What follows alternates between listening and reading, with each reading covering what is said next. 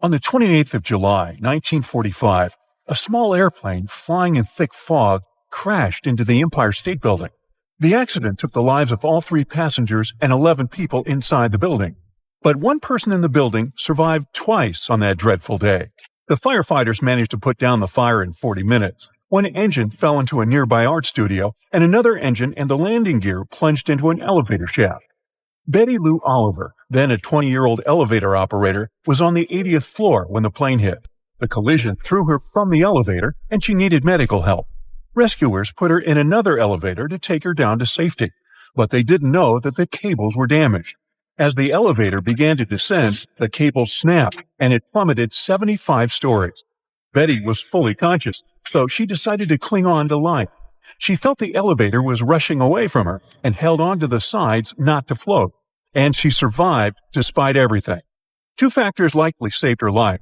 The air pressure in the shaft slowed down the elevator's fall, and it hit an oil buffer at the bottom, which went through the floor but cushioned the impact. Cables lying at the bottom may have also helped make the landing not so harsh.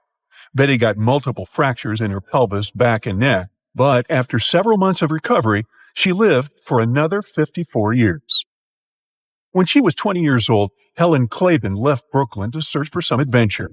After hanging out in Alaska for a few months, she decided to move on to Hong Kong or India. But first, she needed to get to San Francisco. She got on a single-engine plane from Fairbanks to Whitehorse in the Yukon, Canada. They couldn't take off for 3 days because of snowstorms. Maybe it was a sign not to go, but who reads signs at the age of 20? So they finally took off for British Columbia, even though the weather was still pretty rough. The pilot tried to navigate through the blinding snow and crazy winds, flying above the clouds. When he descended, he hoped to follow the Alaska Highway to reach their destination. But he was an inexperienced pilot and didn't know how to fly using only the plane's instruments. In bad weather, he couldn't rely on anything else. They didn't have enough food or survival gear like an axe or sleeping bags. Helen felt something was really wrong. She saw trees on a mountain that were dangerously close to them. So the plane crashed into a remote mountainside near the Yukon-British Columbia border. By some miracle, they both survived. Helen had a broken left arm, and the pilot fractured his jaw and several ribs. They spent the following 49 days in freezing temperatures, some of that time in the wreckage, and some in a lean-to the pilot built. Finally, they were rescued. Helen wrote a book about their adventures, which was turned into a movie. Salvador Alvarenga definitely deserves the title of a real-life Robinson Crusoe. On November 17, 2012, this fisherman from Mexico set out on a regular working day. They were just 50 to 100 miles from the shore. Alvarenga was planning a 2-day trip with his younger colleague. A storm was coming, but he was sure they could handle it. But their engine failed, and for 7 days, the storm tossed their boat around. They had no food, no survival gear, and their boat was barely functional. After the storm, they drifted far from Mexico. They could see planes flying over them, but couldn't send them a signal for help. They first got some rainwater to drink after only a month. Alvarenga managed to catch some fish for them with his bare hands. They also had to catch and eat seabirds and drink their bodily fluids when they were too thirsty. His colleague passed away, and Alvarenga was now completely alone in the open sea.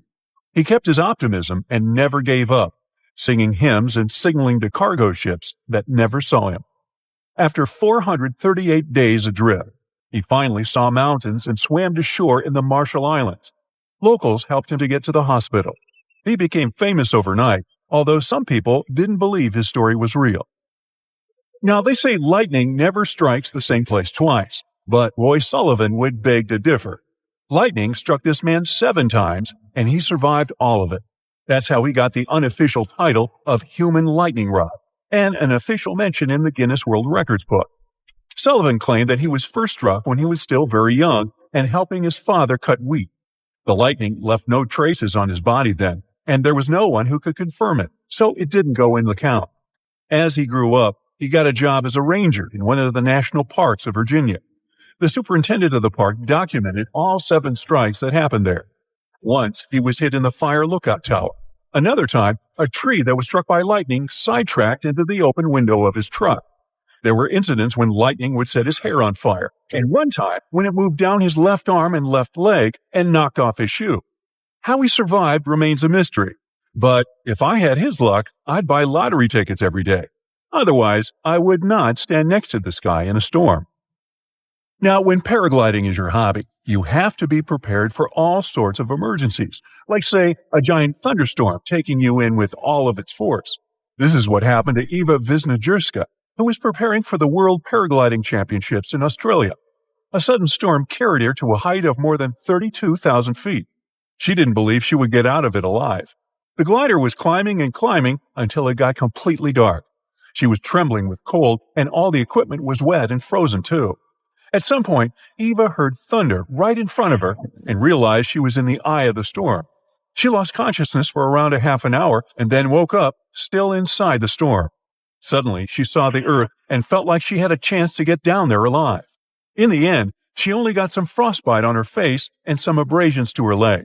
A member of the crew that was rescuing her called it a medical miracle.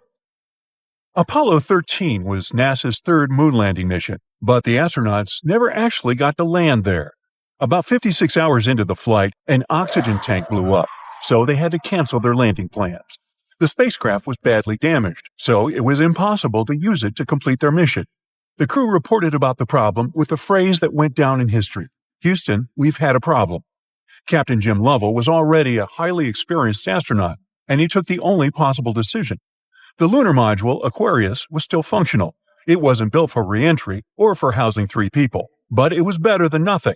Aquarius saved the crew and served as a makeshift lifeboat. The crew had a long, cold trip to Earth crammed into Aquarius.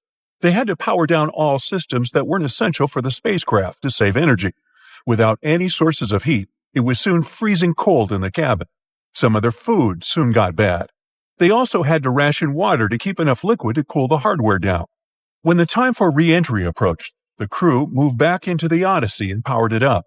Thanks to huge efforts and professionalism of the crew, mission control, and spacecraft manufacturers, all 3 astronauts safely splashed down in the Pacific Ocean near Samoa.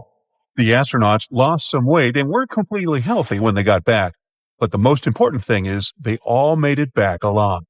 That's it for today. So hey, if you pacified your curiosity, then give the video a like and share it with your friends. Or if you want more, just click on these videos and stay on the bright side.